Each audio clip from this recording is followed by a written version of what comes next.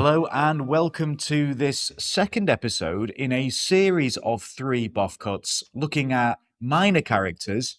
I don't mean unimportant though, but minor characters in Macbeth. And today we are looking at the character of Banquo. Okay, so yes, he's killed off relatively early. Yes, he doesn't have a huge amount of time on stage, but he's still a fascinating character and a really important character because although on the surface, yes, he appears secondary, quieter than Macbeth, less psychologically exposed, less dominant on stage, that simplicity is a little bit deceptive.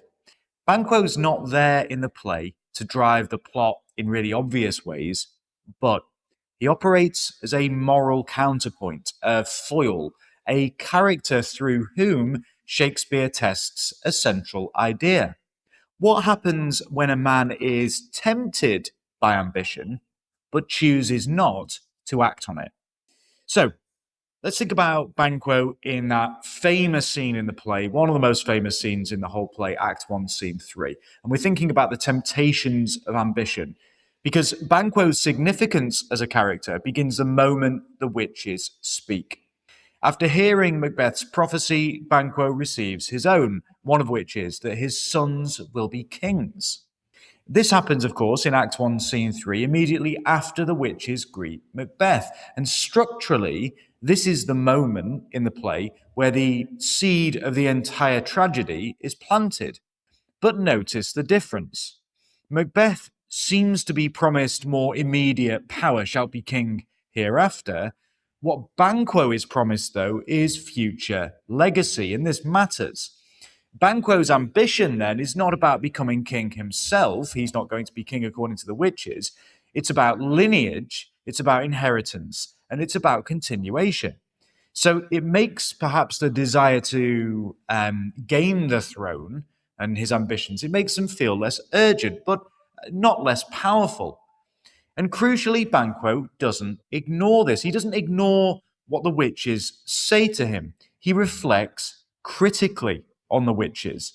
And he says this really important quote, instruments of darkness tell us truths to betray us in deepest consequence. Let's zoom in, as we will in our essays. Now, the word instruments suggests that the witches are tools, instruments of darkness. They're not independent agents. The witches are being used, they are the tools or instruments of something even darker, okay, really malevolent, evil forces, the devil himself, perhaps. Darkness is that immediate moral framing. Banquo recognizes evil in the witches before Macbeth fully does. In fact, you can make the argument that it takes right until the moment where he's about to be killed by Macduff for Macbeth to realize that those juggling fiends have deceived him. Now, tell us truths is interesting because the danger there is not in complete lies, but in partial truths. And then, of course, we link that with deepest consequence. That superlative deepest suggests irreversible, far-reaching damage. It's a very far-sighted point. Okay, it foreshadows the terrible damage, the terrible consequences for Macbeth and for Scotland more generally. So what Banquo is understanding here is subtle, but as students, it's vital for us to understand. The supernatural in the play doesn't deceive by being entirely false, it deceives by being partially true. And this is intellectual clarity on the part of Banquo. Remember, though, that he's not completely rejecting the witches. Banquo's recognizing the danger they pose, but he doesn't distance himself from the prophecy entirely. So there's an interesting tension there. He's interested in what the witches have to say, but he's way more skeptical and cautious and questioning and intellectually clear about what potentially is going on than Macbeth. And it's that tension between his interest in the witches, but also his skepticism and questioning of the witches that really, I think, defines the character of Banquo. Now, after Duncan's murder, Banquo becomes one of the only characters who, it appears, seems to suspect the truth that, of course, Macbeth has been responsible in some way for killing Duncan. So in Act 3, Scene 1, after Macbeth has been crowned, Banquo reflects privately, I fear thou playedst most foully for it. This is a crucial structural moment. It is Banquo's first direct articulation of suspicion. Again, let's zoom in on the language. Fear. I fear. It's not about certainty. It suggests hesitation, caution, internal conflict. He fears that Macbeth has played most foully for it. He's not certain, but he's concerned, worried, anxious, conflicted about it. Placed implies performance, deception, something staged. Something has been staged here. There's a big deceit going on that he's played most foully for it, that Macbeth has used deception and performance to get away with, or seek to get away with, the killing of Duncan. And then most foully echoes the play's moral language, epitomized by the witches, fair is foul and foul is fair. So we've got that echo again of the witches' language. Banquo recognizes corruption at the very highest level, at the level of Macbeth. So Banquo sees clearly. He understands that Macbeth's rise to power is evidently not legitimate, but what he does next is just as important as what he says. What does he do? He doesn't really do anything. And this is where Banquo becomes more complicated. He's morally aware, I fear thou playest most foully for it, but he is politically passive. And so Shakespeare in this moment is leaving us with a question. Is recognizing evil enough if, as it appears with Banquo, you do not act directly against it? Now, earlier in the play, Banquo is associated with honor. They smack of honor both. This line comes in Act 1, Scene 4, when Duncan is praising Macbeth and Banquo after the battle. And that verb smack is interesting. It implies something instinctive, almost sensory. It smacks of honor. Honor is something that you recognize immediately. It also implies authenticity, something genuine and not performed. So Banquo is aligned with a version of honor that is natural and stable rather than constructed or a performance. This is important because Macbeth's honor will later be revealed as extremely fragile, something that can be very quickly overridden by ambition.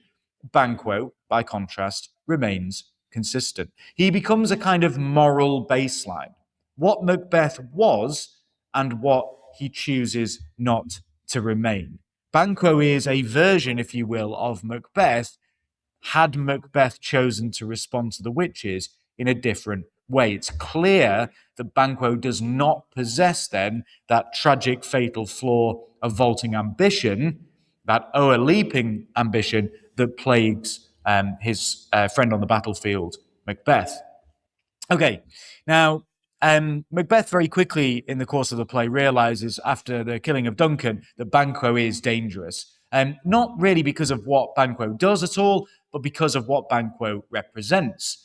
In the play, Macbeth admits, for Banquo's issue, I have filed my mind. This is one of the most revealing lines in the play.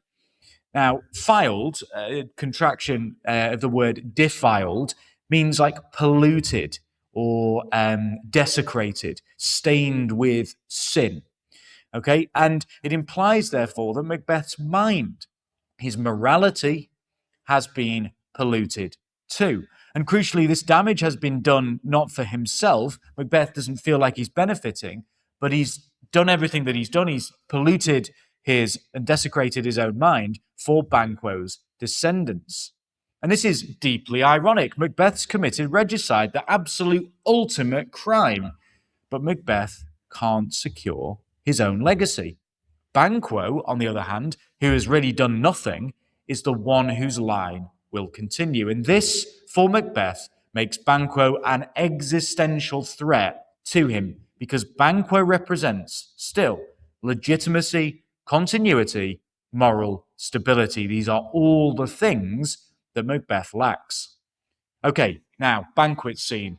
After Banquo's murder, Banquo returns. Okay, he returns at the banquet. It's a key public moment.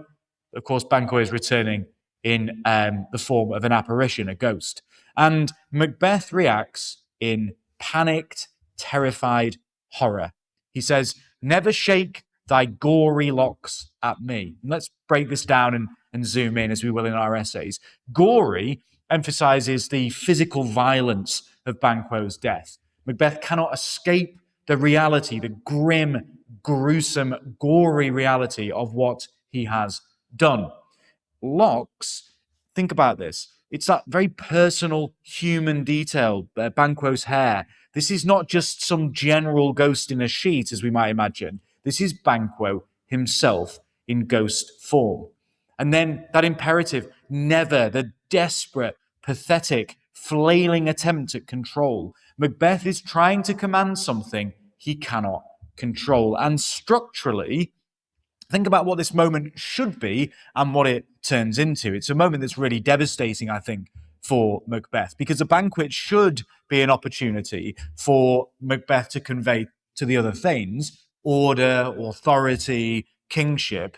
What it does, though, is it actually exposes Macbeth's instability in a humiliating way in front of others. And it's just not just in front of anyone, it's in front of his Thanes.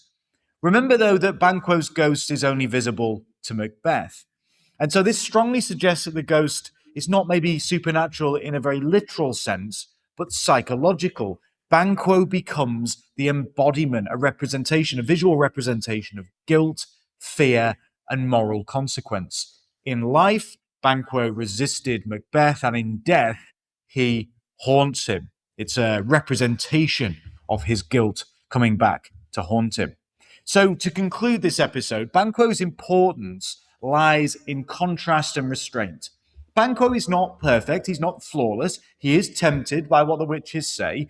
He's cautious, and we might, if we're being critical of him, we might even say he's rather passive. He doesn't challenge Macbeth overtly, okay? But he doesn't cross the line that Macbeth crosses. Banquo recognizes ambition, but he doesn't act upon it. He hears the witches' prophecies, but he also questions them, and he suspects wrongdoing, but he himself does not become part of that wrongdoing. And so, through this, Shakespeare constructs what I think is a very powerful idea.